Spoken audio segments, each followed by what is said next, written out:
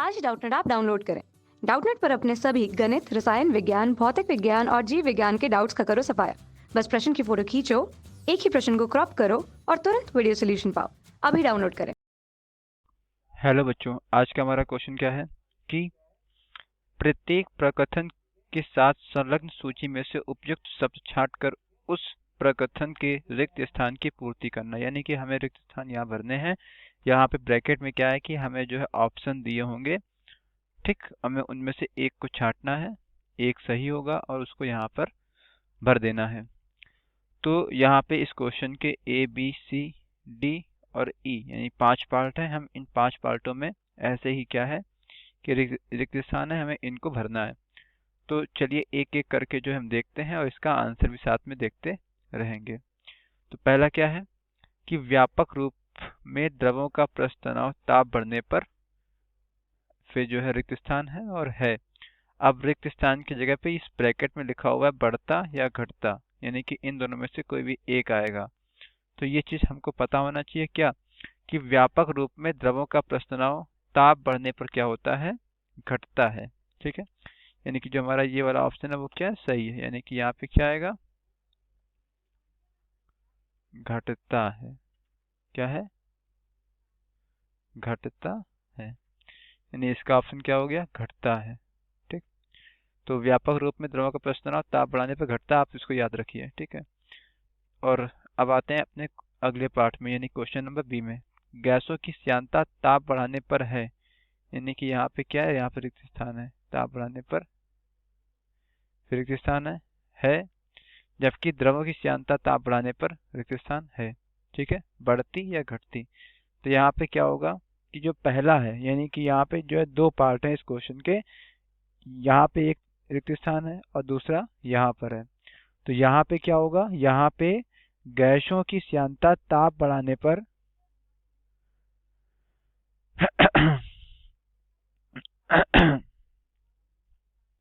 बढ़ती है।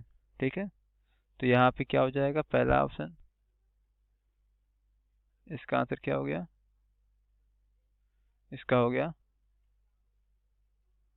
बढ़ती है। ठीक है, फिर इसी में क्या है, द्रवों की श्यानता ताप बढ़ाने पर घटती है।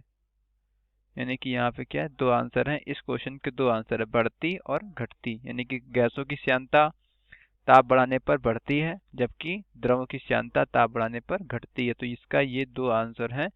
इससे ये जो है क्वेश्चन नंबर बी कंप्लीट हो जाएगा। ठीक, अब आते हैं इसके क्वेश्चन नंबर सी पे कि दृढ़ता प्रत्यास्थता गुणांक वाले ठोसों के लिए अपरूपण प्रतिबल रिक्त स्थान के अनुक्रमानुपाती होता है, जबकि द्रवों के लिए वह रिक्त स्थान के अनुक्रमानुपाती होता है। हमारे पास दो ऑप्शन है, अपरूपण विकृति और अपरूपण विकृति की दर, यानी कि इनमें से एक जगह पे ये आएगा और एक जगह पे ये आएगा। ठीक है, तो यहाँ पे पहला क्या है, ध्यान से देखो कि दृढ़ता प्रत्यास्थता गुणांक वाले ठोसों के लिए अपरूपण प्रतिबल क्या होता है, अपरूपण विकृति के अनुक्रमानुपाती होता है। यानी कि पहले जगह पे क्या आ जाएगा, ये आ जाएगा। यानी इसका आंसर देखिए क्या हो जाएगा, अपरूपण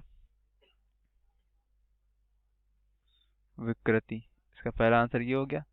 दूसरा क्या हो जाएगा, दूसरा हो जाएगा अपरूपण विकृति की दर, यानी कि द्रवों के लिए क्या होता है, ये होता है अपरूपण विकृति की दर। यानी कि यहाँ पे ये दो आंसर हमारे इसके हो गए।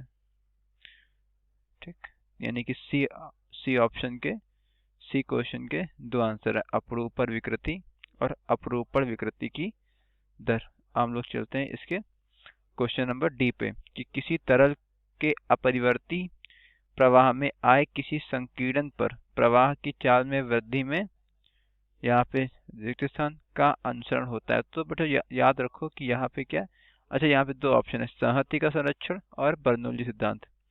तो यहाँ पे क्या है कि किसी तरल के अपरिवर्ती प्रवाह में आए किसी संकीर्ण, मतलब किसी भी चेंजमेंट के लिए तुम यहाँ समझ सकते हो। ठीक है, पर प्रवाह की चाल में वृद्धि में, अब यहाँ पे क्या संकीर्ण, अब यहाँ पे मान लो कोई भी जो है एक पाइप है, पाइप का जो है, पाइप में कोई द्रव बह रहा है, अगर अचानक उसमें क्या हो जाए, उसका जो हमारा सिरा है वो पतला हो जाए, ठीक।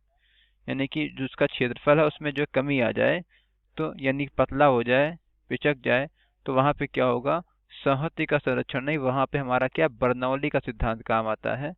ठीक है, जहां से हम जो है हम जानते हैं क्या कि वहाँ पे जो एनर्जी होती है, जो ऊर्जा है, दाब ऊर्जा है, यानी कि जो है हमारी चाल बढ़ जाएगी वगैरह वगैरह। यहाँ पे इसका जो है इतना डिटेल में नहीं बताना है हमें, इन दोनों में से एक ऑप्शन को जो है यहाँ पे जो लिखना है।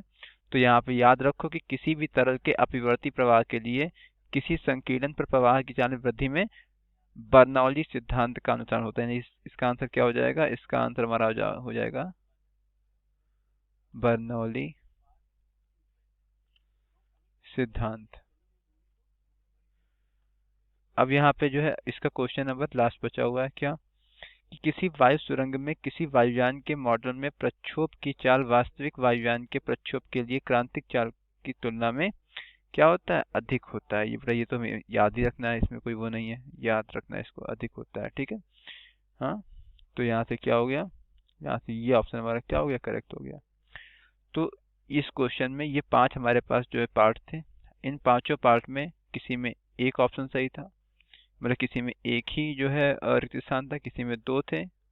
तो हमने इस चीज़ों को अलग अलग जो है पार्ट के अलग अलग आंसर देखे, और इनको हमें कुछ को याद रखना है, कुछ को समझना है, तो आप जो इसको देख सकते हैं।